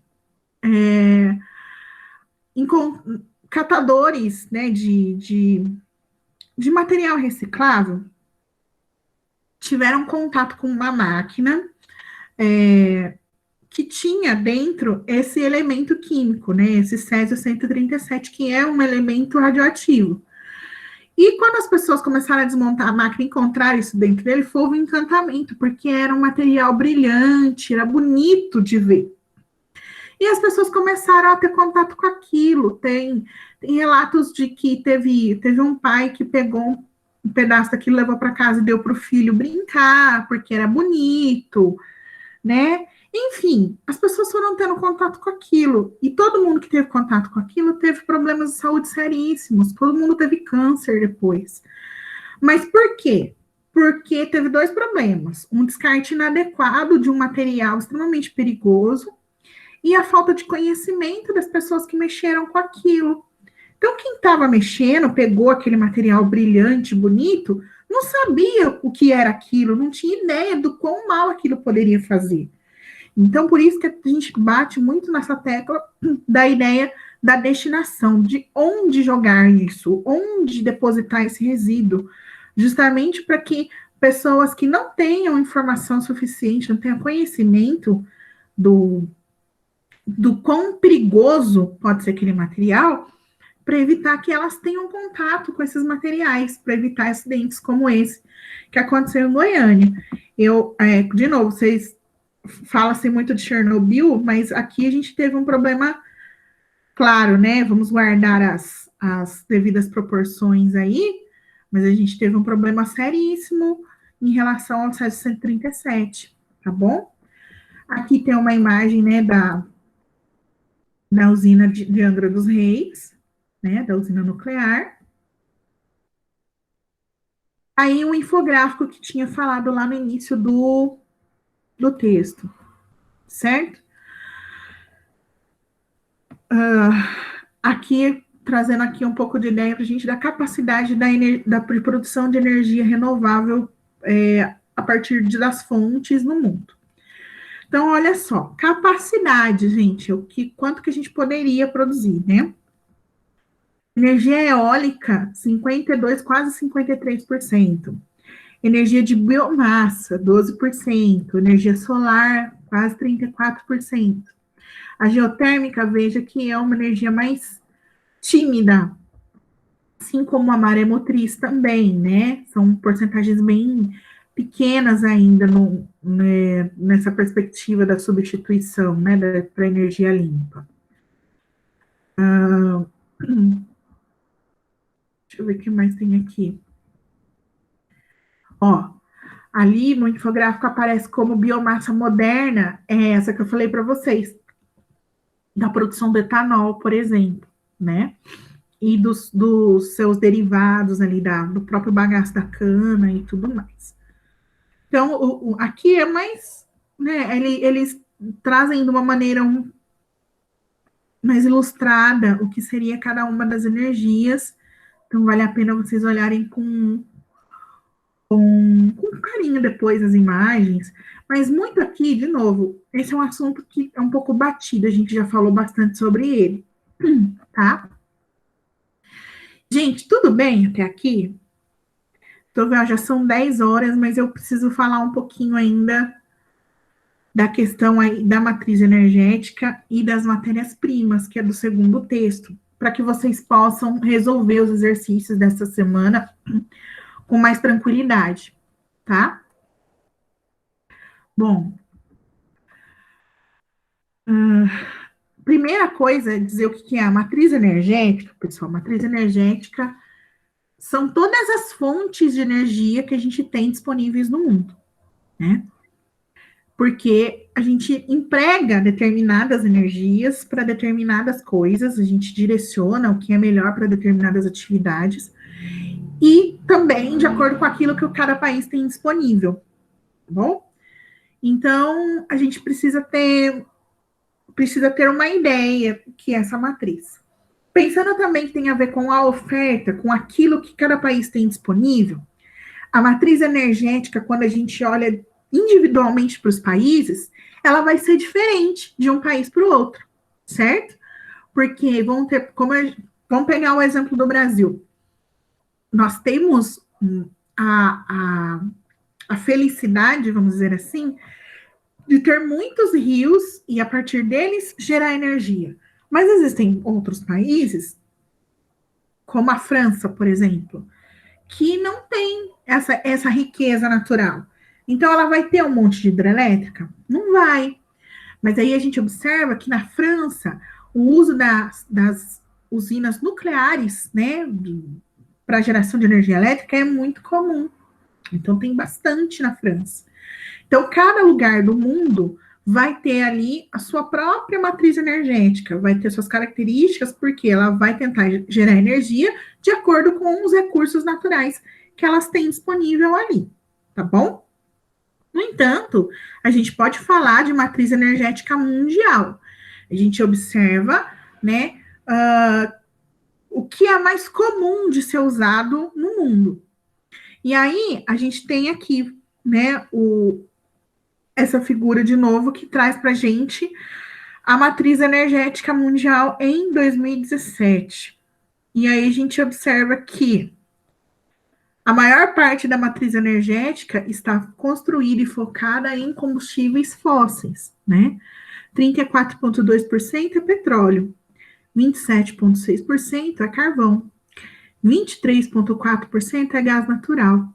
Então, veja, vou até somar esses números aqui para a gente ter uma noção. 34,2, 27,6, 23,4, 85,2% da matriz energética mundial é baseada em combustíveis fósseis em energia não renovável. Então, gente, a gente volta de novo lá para o início, quando eu falei para vocês que nós escolhemos esse caminho. A humanidade montou a sua sociedade sobre as estruturas do combustível fóssil. 85% de toda energia usada no mundo vem de combustível fóssil. Como é que a gente vai fazer para mudar isso? Como é que a gente vai fazer para deixar claro para as pessoas que, ao insistir nesse uso, a gente está assinando a nossa sentença de extinção? Insistir nesse modelo de matriz energética, insistir no uso desses combustíveis, faz com que a gente continue contribuindo para o aumento da emissão dos gases de efeito estufa, para o aumento do aquecimento global, consequentemente para as mudanças climáticas. A gente não consegue mudar isso. E o carro do ovo resolveu passar agora na hora da aula. Não sei se vocês estão ouvindo, mas está me atrapalhando aqui.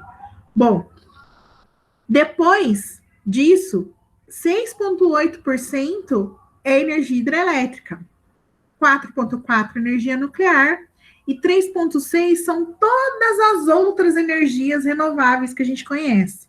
A biomassa, a solar, a eólica, a geotérmica.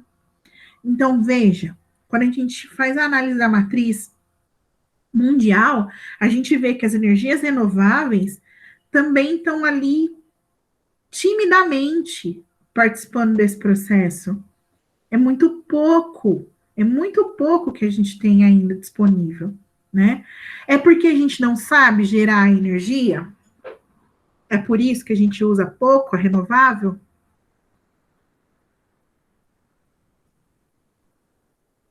que vocês acham?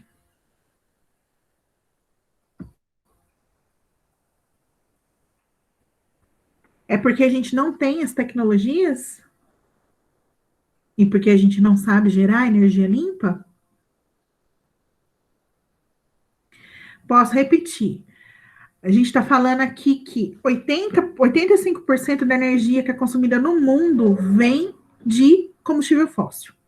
E a gente também viu, no mesmo infográfico, que as energias renováveis são um pouco mais de 3% nessa mesma matriz. Então, a gente tem pouquíssima energia renovável, energia limpa sendo usada, em detrimento a uma quantidade gigante de energia poluente, né? A energia suja, que é do combustível não renovável, da fonte não renovável. Essa quantidade tão tímida de energia limpa sendo gerada, ela por que a gente usa tão pouco? Por que é só 3 ponto alguma coisa por cento ali? É porque a gente não sabe gerar essa energia, ou existe algum outro motivo que impede que a gente aumente o consumo dessas energias limpas?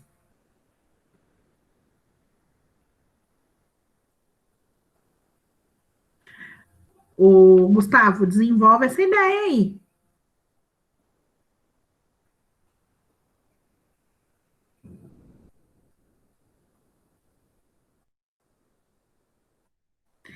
Ó, a Natália coloca aqui para a gente, né, que, querendo ou não, é difícil de se desfazer dos combustíveis fósseis, além da quebra que daria na economia, e também porque não exploramos as possibilidades com as energias limpas ainda. O Gustavo coloca aqui que, gerando energia suja, a gente gerou um grande mercado. Mas alguém quer fazer alguma consideração a partir dessa perspectiva do porquê será que a gente não está... por que é tão pequena a participação das energias limpas na matriz mundial? Para ser... Ai, Júlia. Pode falar, Júlia. Na verdade, sou eu. Por elas serem mais caras para serem instaladas? A questão dos preços, os custos iniciais de instalação são altos, sim. Né? Dependendo do modal que a gente escolhe aí, do modal energético, tem que ter um investimento de peso, né? No entanto, esses investimentos se pagam com o tempo, né? A gente consegue de volta, digamos assim, né? Tem algumas tecnologias, alguns sistemas, coisa de 5, 6 anos você consegue recuperar o investimento inicial. Então, o fato delas serem caras é uma coisa que atrapalha? É uma coisa que atrapalha.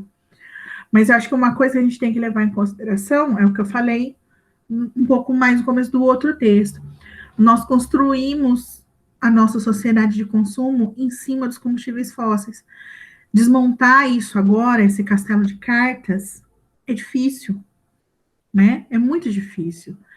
E eu sempre vou dar esse exemplo, a nossa maior empresa, né, uma das mais valorizadas do mundo, é a Petrobras. É uma empresa que explora recurso não renovável. Como é que a gente fecha uma Petrobras do dia para a noite e fala, não, nós não vamos mais usar petróleo? Dá para fazer isso? Vocês acham que dá?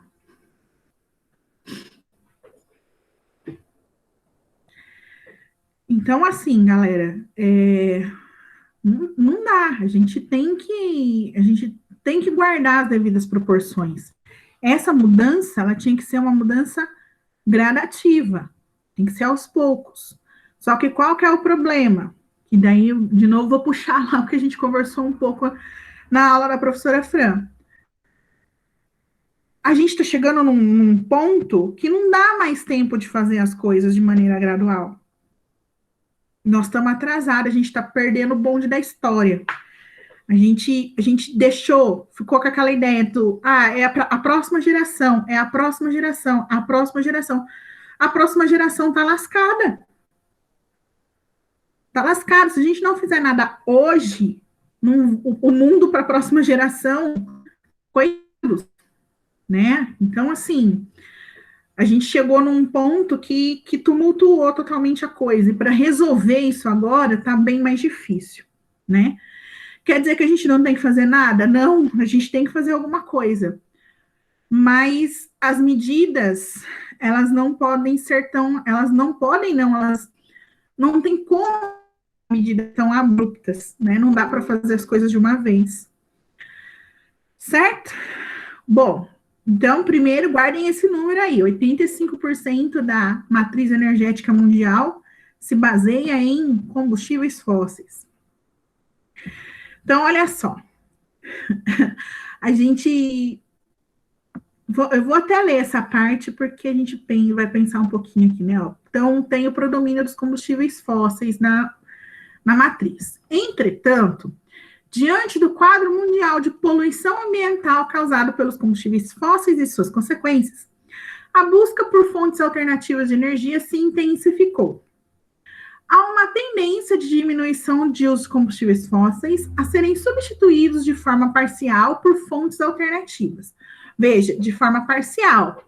Por quê? Porque esse processo tem que ser gradativo, porque não dá para a gente simplesmente fechar as indústrias de petróleo do dia para a noite. Contribui para isso o barateamento da implantação delas, principalmente nas fontes eólica e solar. Então, a gente tem algumas tecnologias que estão se tornando um pouco mais acessíveis para substituição. Prevê-se que até a metade do século XXI haverá alterações significativas na matriz energética mundial, sendo que as fontes solar e eólica deverão se expandir em relação às demais, sobretudo nos países desenvolvidos e emergentes, que são os maiores consumidores de energia. Então, está falando para a gente o que aqui? Que quem é que vai mexer na matriz energética no primeiro momento? Países desenvolvidos, então a gente pode esperar alguma mudança aí vinda da Europa. Deveríamos esperar alguma mudança vinda dos Estados Unidos, porém tem as minhas ressalvas. E países emergentes, aqui é os famosos países em desenvolvimento, que no caso a gente pode considerar aqui a China e os tigres asiáticos também, tá? O Brasil tá um pouco aí desfalcado nesse aspecto, mas a gente deveria também estar incluído nesse grupo. Metade do século XXI, galera. Então, eles estão falando para a gente em coisa de 30 anos. Só que em coisa de 30 anos, a gente já tem mudanças irreversíveis, que a gente também já comentou. Aqui a gente tem uma imagem de um campo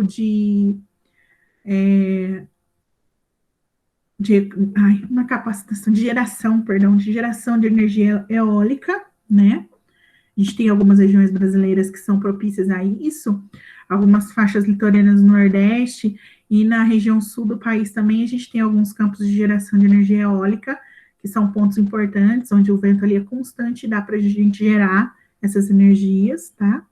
Então, tanto é que essa imagem aqui é lá de Osório, no Rio Grande do Sul. Então, vamos aguardar, né? 30 anos, vocês estarão por aqui ainda. Eu talvez esteja, não sei. Vocês vão, no futuro, vocês vão lembrar, talvez lembrem dessa aula e falar, poxa, né? Chegamos nos 50% mesmo, mudamos a matriz energética, ou não, ninguém se portou com isso e a gente está com um problemão na mão. Bom, o segundo ponto é fazer essa diferenciação entre matéria-prima e recurso natural.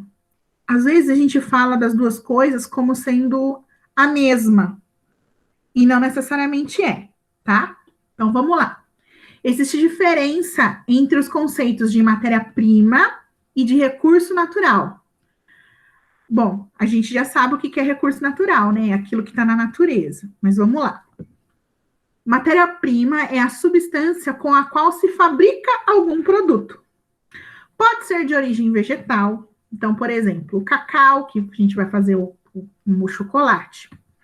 Pode ser de origem animal. No caso do couro, que a gente usa para fazer sapato, bolsa, outras coisas. Ou mineral. Por exemplo, a bauxita, que é o minério do qual a gente extrai o alumínio, né? Além das matérias-primas naturais, que são essas que a gente vai lá na natureza, pegou e transformou em outra coisa, também tem as matérias-primas que são transformadas, que são utilizadas não mais em seu estado natural, mas já industrializadas ou modificadas. É o caso do papel, que é uma matéria-prima transformada, obtido da celulose, que é a matéria-prima natural, no qual o livro foi feito. Ou um outro exemplo, a gente tem lá a plantação de algodão, certo? O algodão, quando eu colho o algodão, ele é uma matéria-prima natural, certo? A partir do algodão, eu faço o tecido. Então, eu fiz lá o tecido de algodão. Esse tecido de algodão, ele pode virar camiseta, ele pode virar short, ele pode virar lençol, ele pode virar, sei lá, vestido. Então, o tecido do algodão, ele já é uma matéria-prima transformada. Isso ficou claro, gente? Que tem a matéria-prima natural e tem aquela que já passou por uma transformação? Isso ficou claro? Me deem um sinal de fumaça, por favor. Sim, sim? Então, sigamos. O minério de ferro, por exemplo, ele é um recurso natural. A gente vai lá na jazida, com o trator, pega toda aquela terra, que eu já comentei com vocês, né? Quem costuma ver aí o trem que passa aí perto do bairro de vocês, aí mais próximo, quem mora mais próximo à escola, às vezes passa o trem com aquele monte de terra vermelha dentro dele. Aquilo não é terra, né, gente? É minério de ferro, que foi extraído em alguma mina e está seguindo o caminho dele aí para ser transformado ou para ser exportado. Tem as duas coisas. Então, o minério de ferro é um recurso natural. Quando eu tiro ele, né, e faço esse transporte, ele já virou ali uma matéria-prima natural. O que eu produzo a partir do minério de ferro? Eu produzo o ferro mesmo. Eu consigo retirar do minério de ferro construo as placas de ferro. Essas placas de ferro, elas vão ser usadas para produzir o aço ou para produzir outras peças, outros instrumentos que são feitos de ferro. Então, a gente tem aí o caminho do recurso natural, que virou matéria-prima, que vira uma segunda matéria-prima, e assim por diante, vai seguindo a cadeia de transformações industriais, certo? Aí a gente tem aqui também uma imagem, né, de uma mina, aqui não de ferro, tá? Aqui é uma mina de extração de cobre, né, que fica bem próximo ali ao deserto de Gobi, na Mongólia, tá? Então, isso aqui é na Ásia. Então, é assim mesmo, quando você encontra um lugar onde esse recurso natural está presente, você começa a escavar e retirar aquilo e vai virando esses buracos gigantescos, tá? Bom, consumo de matérias-primas. Segundo o relatório do Painel Internacional de Recursos, desde os anos 70, a extração de matéria-prima vem aumentando de forma alarmante. Enquanto em 1970 a quantidade de matérias-primas extraídas alcançou 22 bilhões de toneladas, em 2010 chegou a 70 bilhões de toneladas. E em 2050, quando a população mundial deverá atingir mais de 9 bilhões de habitantes, estima-se que serão necessários mais de 180 bilhões de toneladas de matéria-prima anualmente. Isso, a gente cai numa outra coisa que eu já comentei com vocês. Nós chegamos, tem 2 anos que a gente chegou num ponto que a gente tira da natureza mais coisa do que a natureza consegue ter tempo hábil de reconstruir. Então, numa conta aí simples, a gente já está devendo para o planeta. Nós estamos consumindo mais recurso natural do que o planeta é capaz de produzir para a gente. Então, já tem uns 2 anos que isso aconteceu. E as projeções aqui não são nada animadoras se a gente mantiver esse ritmo de consumo que a gente tem hoje. O crescimento populacional, o modo de vida como a sociedade de consumo, ou do desperdício, que é uma palavra importante, e a urbanização crescente exigem a extração de quantidades cada vez maiores de matérias-primas naturais e transformadas. Então, a maneira como a gente se relaciona com as coisas, a maneira como a gente decide consumir as coisas, ela vai nos dizer, vai nos trazer essa dimensão, essa relação com que a gente construiu com o planeta. E se a gente continuar com essa coisa de nossa, que legal, saiu um celular novo. O meu tá aqui, funcionando ainda. Ele atende todas as minhas necessidades. Mas eu quero aquele novo ali, porque, não sei, a câmera vem com uma borboleta junto. Sei lá. Enquanto a gente continuar com esses desejos de consumo pelo consumo, a gente tá fagocitando o planeta, a gente está acabando com ele. Sem contar no aspecto do desperdício. Muita coisa que a gente consome, a gente não consome na sua totalidade, a gente consome de qualquer jeito e não aproveita tudo aquilo que pode ser aproveitado do determinado produto. A gente consegue entender melhor essa questão do desperdício quando a gente pensa em alimento, né? Quando a gente pensa em comida, a gente consegue visualizar melhor essa questão do desperdício. Mas quer ver uma coisa? Vocês podem achar besteira, mas vou falar aqui. Se a gente estivesse na escola, quanto de papel que vocês jogam fora o dia todo? É um tal de arrancar e escrevi errado. Arranca a folha do caderno e joga fora. E vou fazer uma bolinha para atacar no meu colega lá do outro lado da sala, porque vai dizer que vocês não fazem isso, né? Tem alguns aqui que fazem. Gente, para você pode parecer, gente, é só uma folha do meu caderno. Mas pensa, 7 bilhões de pessoas pensando, é só uma folha do meu caderno. Olha quanto recurso que foi jogado fora. E aqui a gente fala do recurso, gente, mas não é só da árvore que foi derrubada para virar o papel. É a água que é utilizada nesse processo de produção, a energia que é utilizada nesse processo de produção, a energia que foi gasta para transportar esse produto. É uma cadeia. Então, eu arranquei a folha do caderno, eu joguei fora, eu estou desperdiçando, não é só a folha, é tudo que está envolvido no processo de produção do caderno. Então, tudo isso acaba sendo um consumo e desperdício dos recursos naturais que a gente tem, tá? Ainda segundo o IRP, os países desenvolvidos consomem, em média, 10 vezes mais recursos que os países menos desenvolvidos. Do consumo total de petróleo do mundo em 2017, os Estados Unidos, a China e a União Europeia e o Japão correspondem a 50%, quase 51% do consumo. Gente, nós estamos falando de um grupo que não dá 40 países direito. Então, assim, É a União Europeia, 40 países, nada, são 27 da União Europeia, 30 países. 30 países consomem metade do petróleo do mundo. É muita coisa. O Programa das Nações Unidas para o Meio Ambiente, que é o PNUMA, alerta que esse crescente consumo de matérias-primas deverá agravar os impactos ambientais e provocar o esgotamento de vários recursos naturais. Diante desse cenário, vê-se a necessidade de repensar o modo de vida vigente com base na sociedade de consumo, além da necessidade de se implantar um vasto programa mundial de reciclagem de matérias-primas, de ampliar o uso de fontes alternativas de energia, processo que se encontra em curso, e adotar princípios de desenvolvimento ecologicamente sustentável. Então, se a gente não mudar o jeito que a gente se relaciona com as coisas, nós teremos problemas seríssimos. A gente já está vivendo esses problemas, mas esses problemas vão se intensificar, tá? Cadeia de inovação, recursos naturais e de matérias-primas. As cadeias de inovação estão relacionadas com a economia do conhecimento, ou seja, em que o conhecimento científico e tecnológico é o grande propulsor da economia.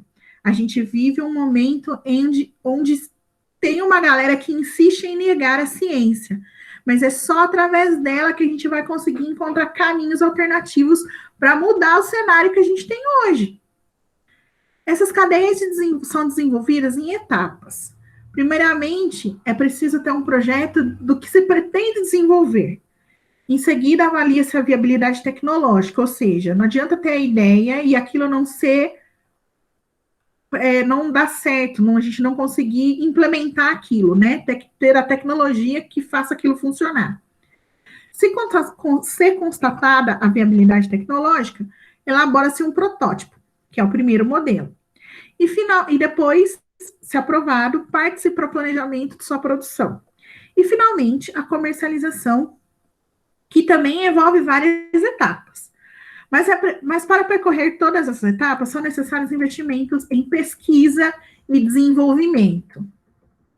Gente, pesquisa e desenvolvimento, isso é muito importante. É essa galera que descobre novos caminhos, alternativas para a gente resolver um monte de problema. Aqui no Brasil, a gente associa muito a questão da pesquisa e desenvolvimento às universidades. A ciência brasileira acontece nas universidades. É assim que acontece no mundo todo? Não, não é assim que acontece no mundo todo. Claro que as universidades serão sempre centros de referências de pesquisa e de inovação, mas em outros países do mundo a iniciativa privada trabalha com pesquisa e desenvolvimento. Tem muita empresa privada que tem setores de pesquisa e desenvolvimento, que é onde eles vão encontrar um produto novo, onde eles vão encontrar uma melhoria nos seus processos e fazendo com que aquilo seja otimizado, a maneira de produzir determinadas coisas seja melhorada, tá? Então, de novo, ciência é a base de tudo. Ciência é o caminho para a gente encontrar soluções para os problemas que a gente está enfrentando. Desde os anos 70, com a revolução técnico-científico-informacional, as inovações tecnológicas foram transformadas em bens de produção e de consumo e passaram a receber vultuosos investimentos tanto de corporações privadas como de instituições públicas de ensino e pesquisa. A informática, a robótica, a tecnologia e as telecomunicações são exemplos dessas inovações, que hoje são aplicadas em diversos setores da economia, elevando a produção e a produtividade. Até aí, a gente sabe, né, que as revoluções, as inovações, elas foram transformando a maneira como a gente produz as coisas. A disseminação em todo o mundo, mas principalmente nos países desenvolvidos, de centros de pesquisas denominados tecnopolos, é um fator determinante para impulsionar o desenvolvimento econômico e social de um país. Ou seja, país que não liga para a ciência fica para trás, galera. Não tem como. Exigindo mão de obra diferenciada e representada por cientistas e técnicos altamente qualificados. Atualmente, para se manter viáveis, as cadeias de inovação devem buscar diminuição do consumo de matérias-primas, evitando o risco de esgotamento dos recursos naturais.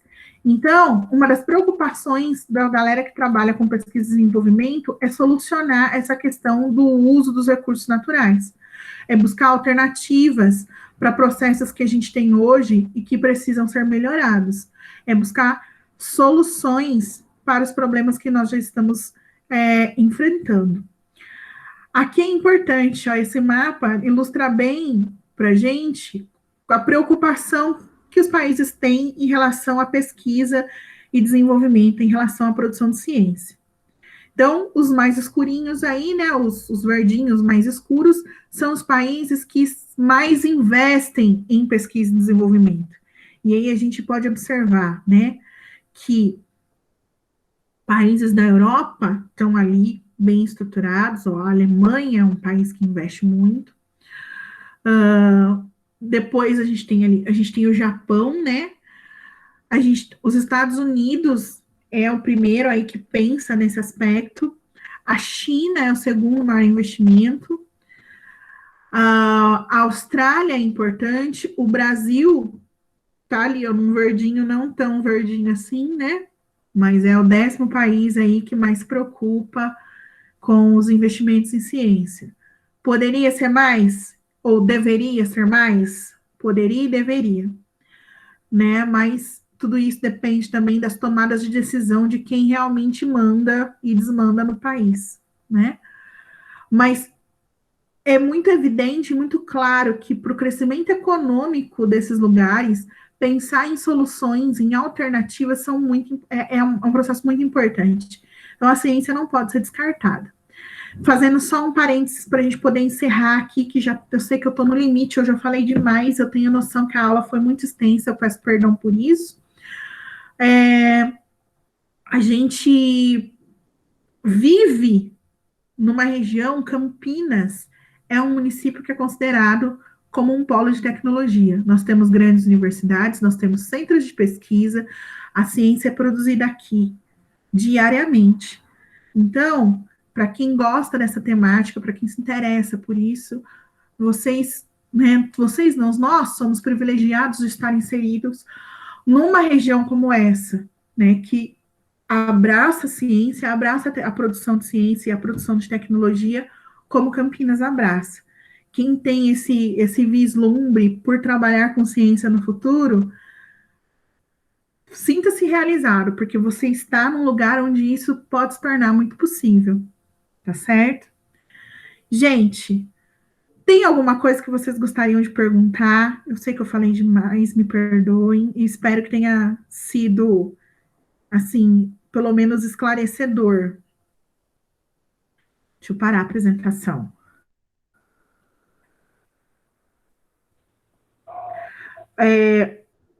Estou vendo aqui, o Gustavo colocou que o Brasil não apoia em quase nada as indústrias privadas, o imposto aqui afasta qualquer empresa. Tem que ter, sim, uma política de incentivo para atrair as empresas, mas também, mais que isso, né, a gente também precisa ter uma política de incentivo da própria busca por soluções.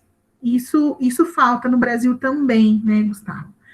A gente tem que tomar cuidado também com a maneira como a gente promove esses incentivos.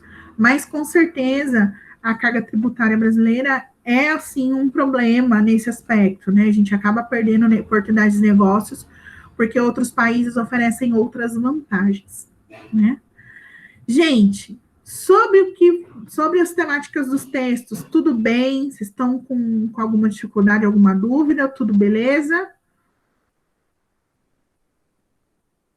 Todo mundo colocou no chat o nome, o número direitinho para poder dar presença para vocês no plantão? Ninguém esqueceu?